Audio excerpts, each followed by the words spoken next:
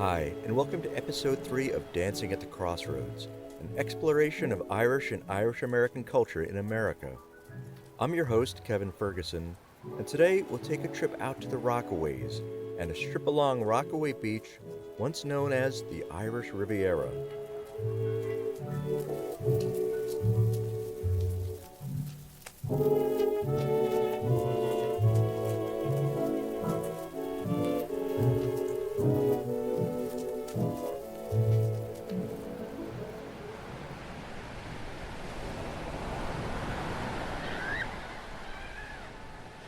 It's a strange thing to see your father when he is young enough to be your son. But there, Bob Ferguson stands on the sands of Rockaway Beach in September 1946, just a year back from the war in the Pacific. He is skinny as a rail and grips the arm of his future brother-in-law, smiling with the uncertainty that would define his life. Standing in the shadow of the boardwalk, he is literally up to his neck in Irish America. To his right is a young Oliver Plunkett Minahan, likewise skinny but strong. He'd emigrated from County Cork, Ireland at the age of 4, and went on to navigate bombers over Nazi Germany. He'd later return to the States and marry my father's sister, Elizabeth.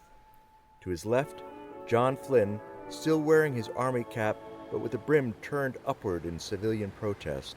Towering over them, squinting in the bright sun, is Peter McNulty, part of the famed McNulty family showboat, once the most famous Irish family in New York. And just off the sand, in a rectangular grid 2 blocks deep and 8 blocks long, with Rockaway Playland Amusement Park on one end and Gilbride's Funeral Home on the other, was the heart of Irishtown. There, dozens and dozens of Irish bars and restaurants grew in throngs of Irish and Irish American patrons every summer day. Along 103rd Street alone, there was O'Connell's, Inishvale, the Sligo House, the Green Isle, the Leitrim House, the Dublin House, Healy's, Gilday's, and many, many others. And as the sun would fall, the dance hall lights would rise on Paddy Noonan and his fellow musicians. I, in the meantime, was working down in what was known then as the Irish Riviera, which was Rockaway Beach. Now, Rockaway, I'm not going to say it was the greatest place in the world, but there was a lot of fun had there. The Rockaway it was 103rd Street was the main thoroughfare, and it was like an old western town, you know, the buildings, and you could walk along the street and just look in and watch the whole thing, you know. And you could sneak in and do a bit of a dance if you wanted, if you didn't want. And in fact, a strange thing about it, the Sligo House was on one side, and the other side was the Leitrim House. And when they played a stack of barley, and I mean the stack of barley would go on for 20 minutes minimum. But the minute you'd finish, the Sligo House would be listening, and we'd start the stack of barley. The stack of barley.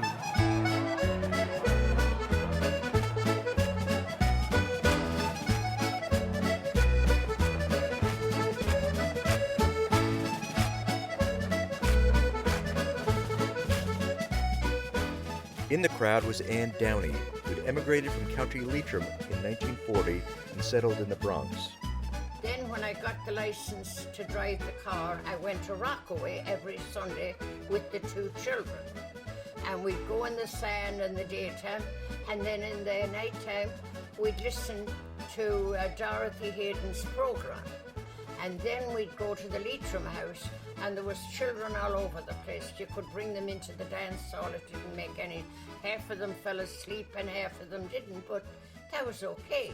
There was no word about don't have children or anything like that. And the Leitrim House was on 103rd Street, and right across the street was the Sligo House. So we'd go over to the Sligo House, we meet the people from Inniscrone, County Sligo, and we'd go across the street, and the Leitrim House was there, and mostly in the Leitrim House was the McNulty family. The McNulty family was the Rockaway's biggest draw. Ma McNulty, who had emigrated from County Roscommon in 1887, her daughter Eileen, and her son Peter, the same one who towered over my father in the photo. And we would have a ball with Ma, Eileen and Peter. They were just wonderful.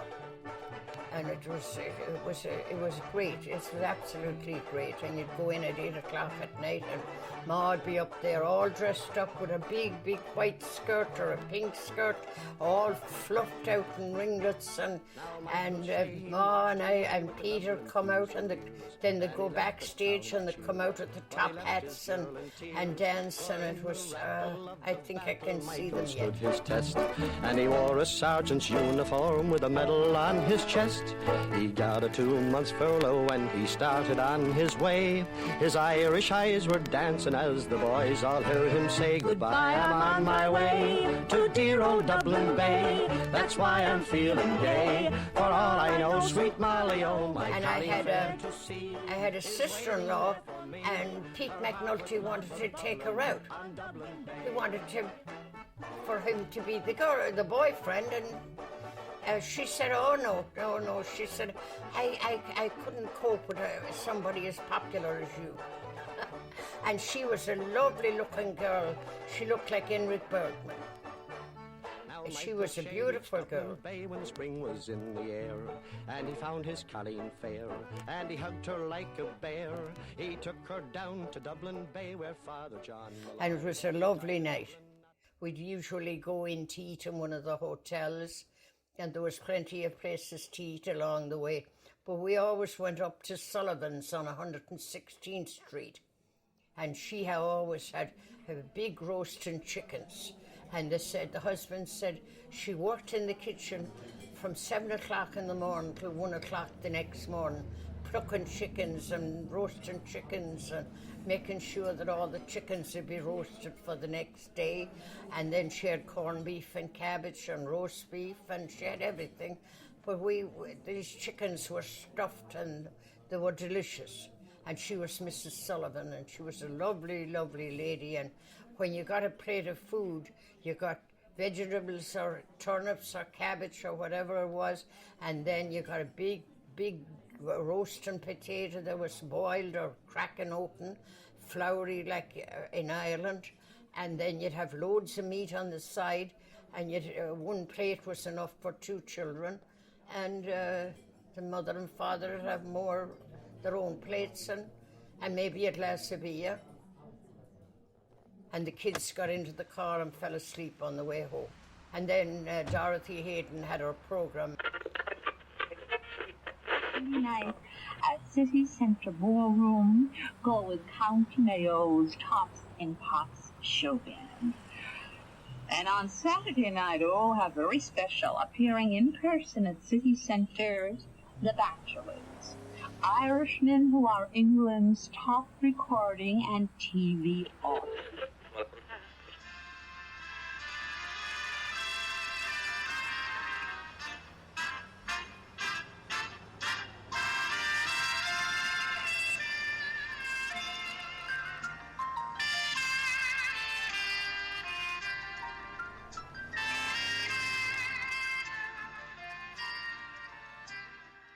Despite its tightly packed nature, the Irish Riviera was not monolithic in its Irish identity. There were the Irish like Anne Downey, who, while proud of their American citizenship, clutched tightly to the culture of her native Ireland. But there were also those like my uncle from County Cork, who considered themselves fully American and never looked back. And folks like my father, a third-generation Irish-American whose knowledge and interest of Ireland began and ended with his Irish-born wife. And Irish-Americans like Joanie Madden, the Grammy Award-winning flutist who embraced the culture with a passion. Growing up in the Bronx was an incredible experience for me. First off, my mother emigrated to New York, but Woodlawn section of the Bronx was an incredibly Irish-American neighborhood. You were either Irish or you were Italian. And in my school, St. Barnabas, there was hundreds of kids that played Irish music. Eileen Ivers, one of the great fiddle players, one of my best friends, grew up on 238th Street and I was 236th. We were probably about 15 houses apart from each other. And not only that, my teacher, Jack Cohn, lived 5 doors around the corner on 235th. So we used to play the music. and I learned there, and all my friends played.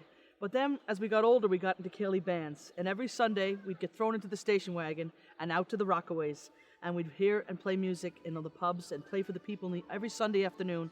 It was such an Irish neighborhood out there. I used to go out to Breezy and go out to Rockaways and hang out there. And you know what? Every bit of those times really became into my fabric and my being.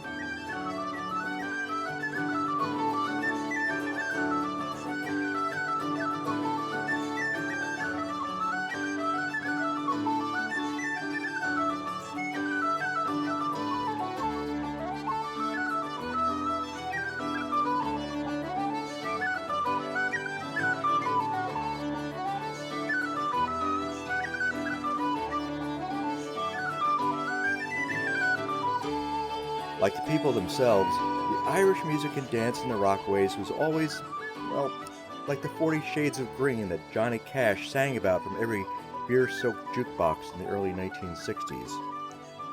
And while there were certainly overlapping styles, the Irish music heard in the Rockaways changed with every new wave of immigrants. There were those who came to hear the Flanagan brothers from Waterford, who lent a bit of vaudeville to traditional Irish music in the 1920s and 30s. I'm a young married man that is tired of life. 10 years I am wed to a sickly wife. She does nothing all day, only sits down and cry. Oh, wishing to God, oh, that she would. In the 1930s and 40s, visitors would choose between popular American big band tunes or traditional fiddlers like Paddy and Michael Coleman.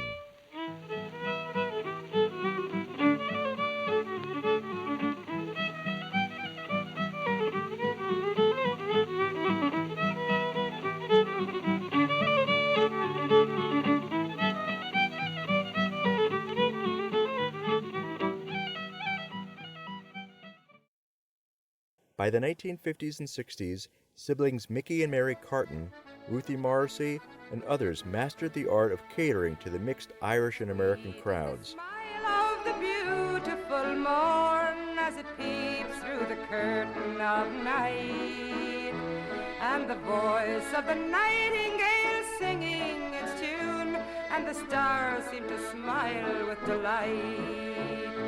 All nature now lingers in silent repose, and the first breath of summer is come. While I sit and I wonder if Seamus e'er knows. In those crowds again was Ann Downey, who kept a close eye on things at a venue called the Irish Centre. And that was Ruthie Morrissey was there, and Mickey Carton and Mary. But Mary Carton and Ruthie Morrissey didn't get along too good. They were a kind of... she was protecting her brother because her brother was already married or something or other, you know. The 1950s was also when Paddy Noonan, who'd come over from County Cork in 1946, hit the Rockaway scene and quickly learned what this Irish-American crowd liked. Well, let's face it, we were dealing with people coming over from Ireland and getting to know their Irish-American cousins and friends. And sometimes, you know, the Irish-Americans can be more Irish than the people coming from Ireland.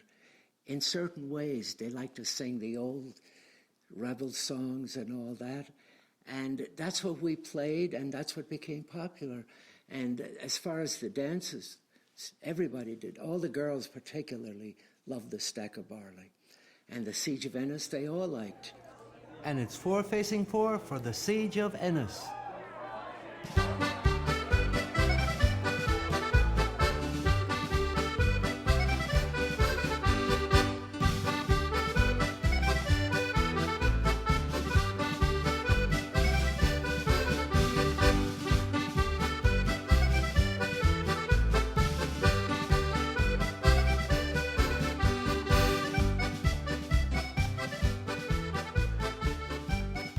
The Stack of Barley is a very interesting dance. In Rockaway, it was a must.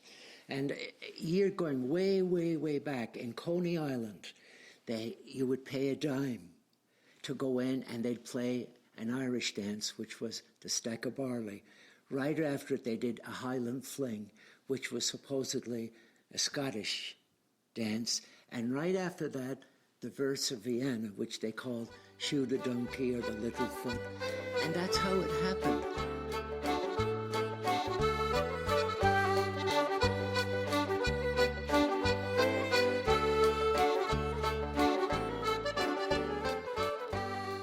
Could be played one after you bought your dime and you went in. But later it spread to Rockaway, and it's really, I would say, it's an Irish-American dance. The tunes played for it, of course, originated in Ireland, but the music, the dance itself originated here in Coney Island, and I would say that's probably 80, 90, 100 years ago. But that's why it became a form of, we'd play the Staccabout, the Highland Flame, verse Vienna, always in a row. You never played one without the other two. And we can continue that tradition up in the Catskills, and today they're still dancing that session. Then another dance became very popular, which was a Scottish dance, really, called the Gay Gordons. And today, any Irish hall you go into, or Scottish, whatever, they'll dance the Gay Gordons. But other than that, it was Irish waltzes, all songs about Moonlight in Mayo, Tipperary Town, the Galway Shawl, Road to Sligo, all about counties. And you know, the Irish didn't sing too many love songs. They were always about rivers and ridges and mountains and fields, you know. And of course, later on, they got into a few love songs, but My Lovely Rose of Clare and all that. But they're either from history or from some well-known spot in Ireland. And that's what we play. Take me home to Mayo, across the Irish Sea, to dear old Mayo, where once I roamed so free. Take me home to Mayo, I let my body lie.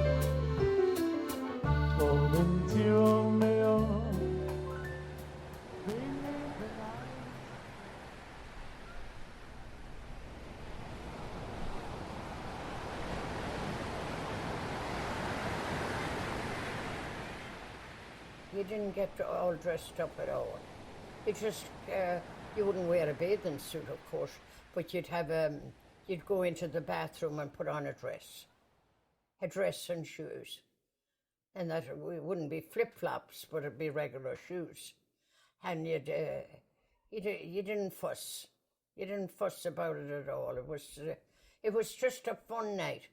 And there was very little drinking. I guess maybe the people didn't have the money. And I never saw a fight. It was a wonderful, wonderful crowd. And it went on till 1 o'clock in the morning. And so we spent our Sunday nights in Rockaway. And it was the whole day Sunday.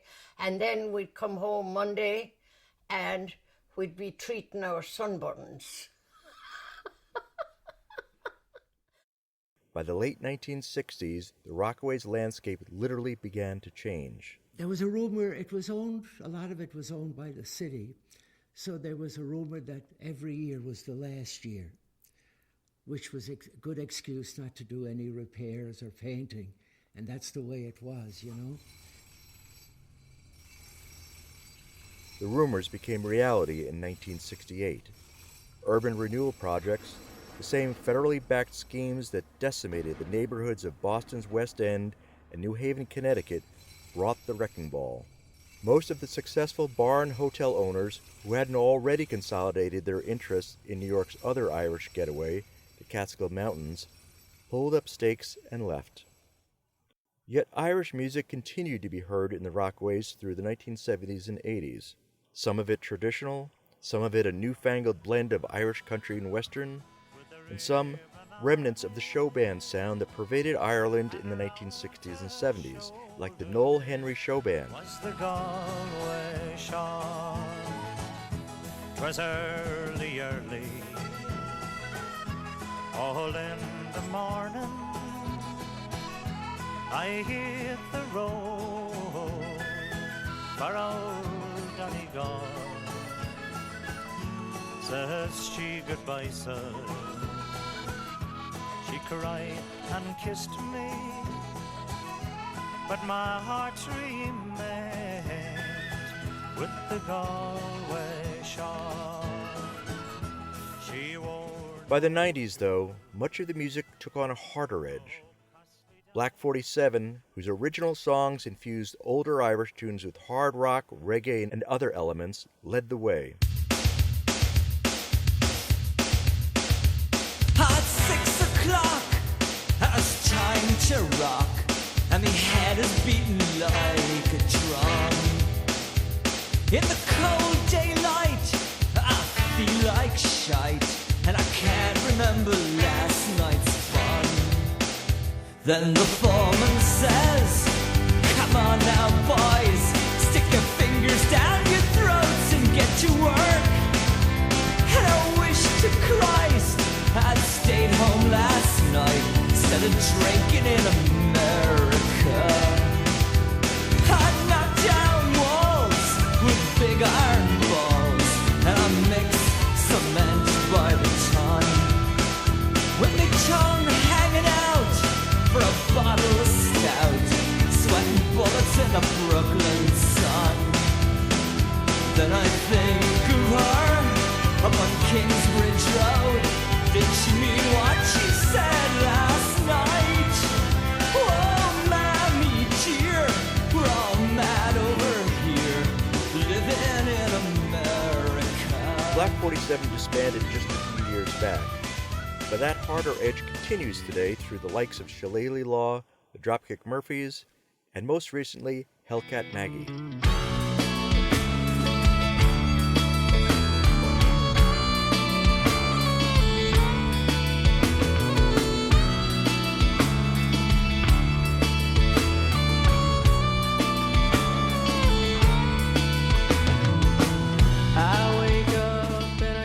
Kelly Rock, the lead singer of Hellcat Maggie, explains how she found herself in the Rockaways. We played in Saratoga Springs at a bar restaurant called Harvey's Irish Restaurant. And we were playing on the patio upstairs, and we had this crowd that was there the whole time, and these guys were like, you guys should play the Rockaways, the Rockaway Irish Festival. And at that point, I didn't know anything about the Rockaways, or at least the Irish Festival. I've known about the Rockaways because I'm from Long Island. But as far as the, going to this Irish festival, they were like, you'd be perfect for it. I expect Hellcat Maggie to definitely be back at the Rockaways next year, mainly because the entire Ancient Order of the Hibernians absolutely loved us, and they were all there. That's it for this episode of the Dancing at the Crossroads podcast. Before we go, we have quite a few programming notes. We heard Glenn Miller and his orchestra playing Danny Boy. Paddy Noonan played The Stack of Barley and The Siege of Venice. Dear Old Dublin Bay was performed by the McNulty family. Dorothy Hayden's Irish Hour was provided by NYU's Archives of Irish America. Paddy Noonan's interview was conducted by Peter McKiernan and recorded by Michael Rossi. Anne Downey's interview was conducted by Kevin Ferguson and recorded by Michael Rossi. Michael Coleman played the Tarbolton Reel. Joanie Madden and Cherish the Ladies performed at the 2015 Catskill Irish Arts Week in East Durham, New York. Cod Liver Oil was performed by the Flanagan brothers and Charles Bender. The Emigrant Irish Boy was performed by Mary and Mickey Carton. Shoe the Donkey was performed by Matt Cunningham. The Noel Henry Showband performed Galway Shawl. Tom Fitzgerald and Don Gallagher performed a selection of reels. Brendan Ward and his orchestra performed Come Back, Paddy Riley to Bally James Duff, and special thanks to Brendan Ward for providing that original recording. Livin' in America was performed by Larry Kerwin and Black 47. Goin' Home was written by Kelly Rock and performed by Kelly Rock and the band Hellcat Maggie. Additional recordings by Doug Gordon, Mike Koenig, Daniel Simon, Stefan, and Coops.